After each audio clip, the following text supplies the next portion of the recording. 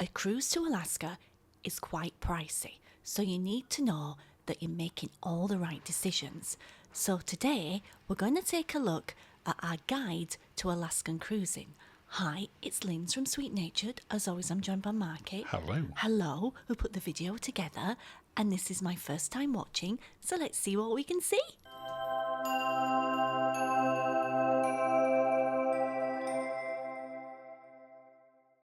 Well, as you said in the introduction, Linz, this is our guide to Alaskan cruising. And we're going to be looking at several things. Yes. Including what cabin you should go at. Yeah. Is it expensive? Oh. What are the excursions? Yes. But the thing we're going to start with is the question that we get asked most, and that's, what do we need to pack? Now, I feel we had a slight advantage here. In what way? We live in Yorkshire. Okay. Yeah. Which is the north of England for anyone that doesn't know, which means we do get a lot of changeable weather. Changeable, yes. And I think that's the thing that you need to be prepared to for Alaska. And it doesn't matter when you go. So the season starts right at the end of April, goes through to the end of September, beginning of October. But it doesn't really matter when you go because it's going to rain. You're probably going to find some areas where there's some snow and ice. Yes. And you're going to probably get some sun, as Yes. you can see on there. Yeah. And I think that's what we said at the start, that you've got to be prepared to pack for all seasons. People say layers. Layers are a good thing. Yeah, layers are a good thing, but it's making sure that your top layer is light enough to accommodate your underneath layers. Yeah, absolutely. And what you'll find, obviously this is slightly different from different cruise lines. The one that we're showing on here is on Princess. But when you're looking at things like the formal nights... Oh, I loved my wrap. Yeah. You're not going to find as many people in sort of tuxedos and dicky bows as you would do on other ones. Now, having said that, you go on Cunard, who go to Alaska as well, you're probably still going to see that level of formality. Yes. But their formal nights compared to what we've seen on formal nights on Princess elsewhere and other cruise lines is much less formal in Alaska. They're not expecting everyone to get dressed up in quite the same. No, and a trusty waterproof, I can't speak, backpack. Well, the backpack is what I'm showing here. It came everywhere with us. It and did. Make sure you take one of those with you. Yes. Well, before we go on to the next bit, would you like to invite people to subscribe? I would love to invite you to subscribe. Thank you if you do, and thank you as always if you already have done.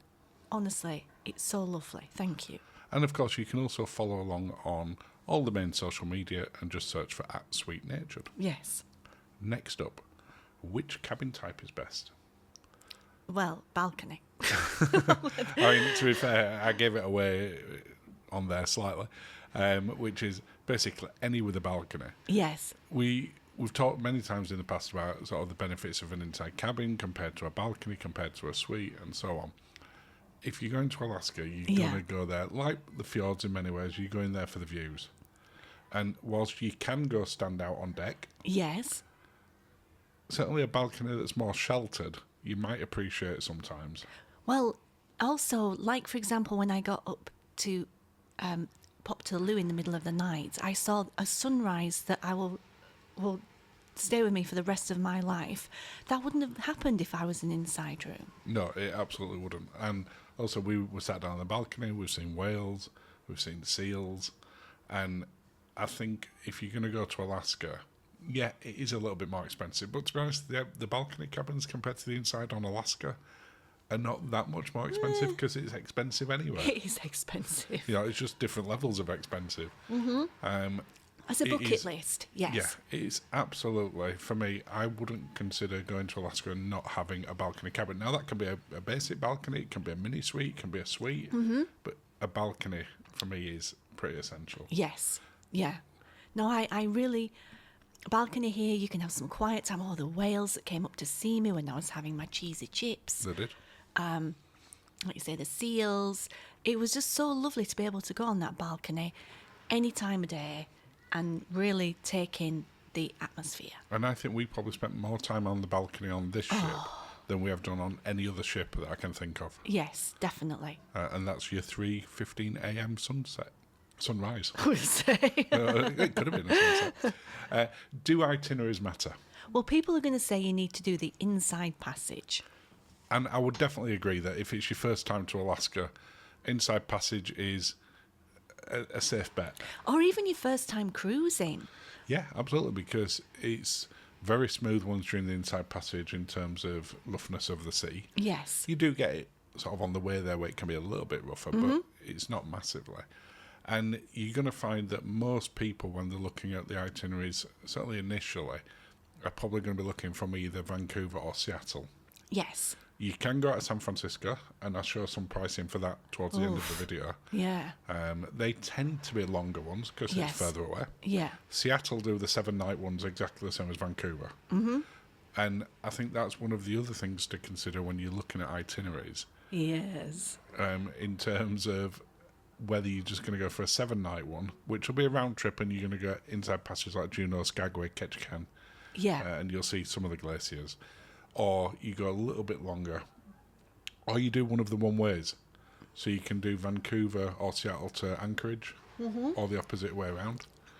Just obviously bearing in mind that you're going to fly out of a different place to where you're flying. Yes, and that's always fun. Yeah. Not.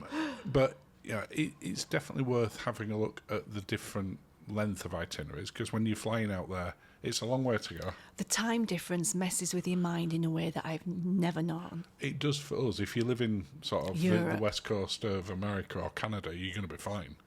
But certainly when you look at sort of the longer excursions, and the different companies longer excursions, longer itineraries, and the companies that do it, including Virgin from 2026. Oh, that'll be fun. You've got such a massive range of opportunities to look at. Yes. Which brings me on to which cruise line's best. Okay.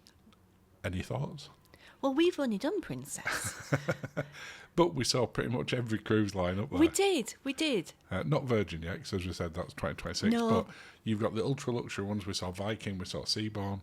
You've got Carnival, you've got Holland America, you've got Princess, you've got Cunard, you've got Celebrity, including their older ships, and their newer ones like Celebrity Edge.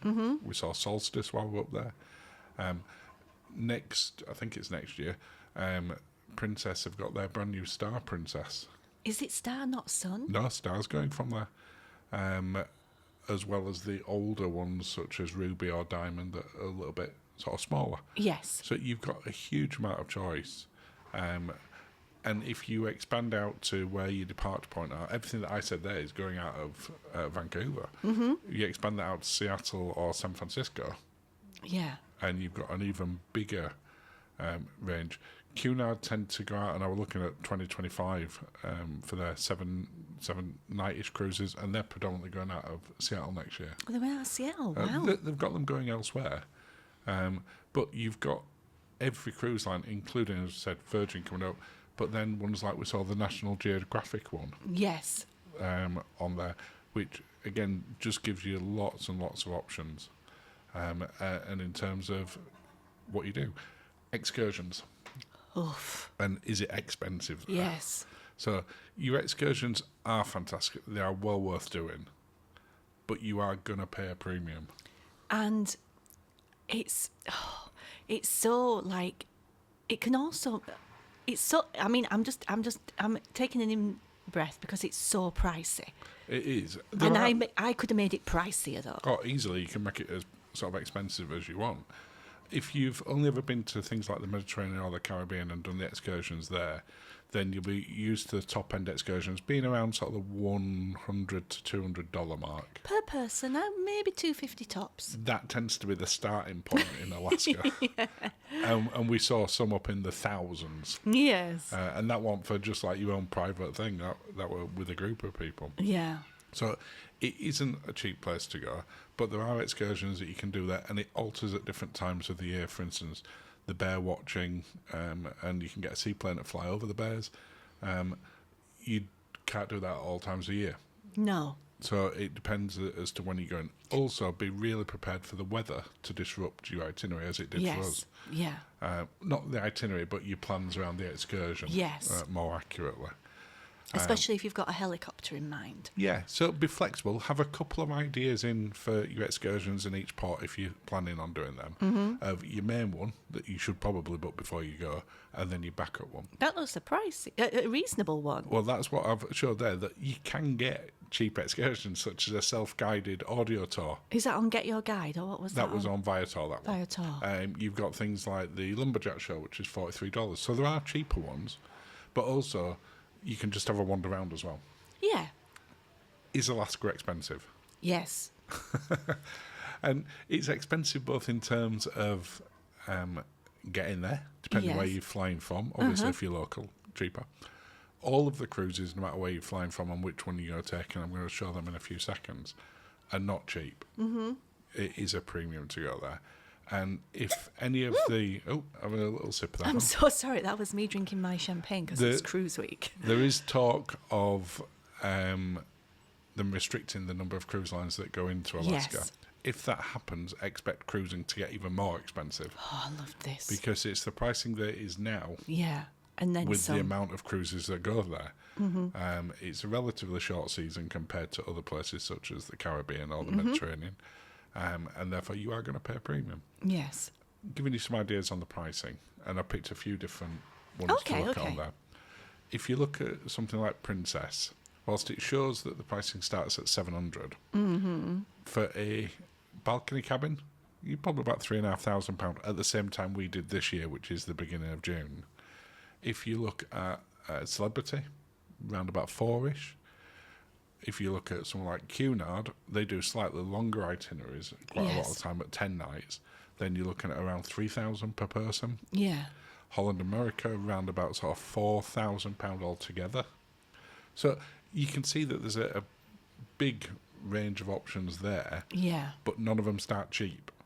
And then if you look at the more luxury ones like Seabourn or Viking, then Seabourn for 7 nights on the Inside Passage, same as we're doing, is around 9,000. Well done you if you did not bat an eyelid at that. More power to you. Wow. And that brings us up to the end of the video. I'm sorry, I went somewhere else there. You then. did, didn't you? Cheers, darling. Cheers, Oh, friends. cheers. Thanks for watching and have a lovely day. And a big thank you to all our sweet-natured thank you, channel thank you. supporters. Thank you.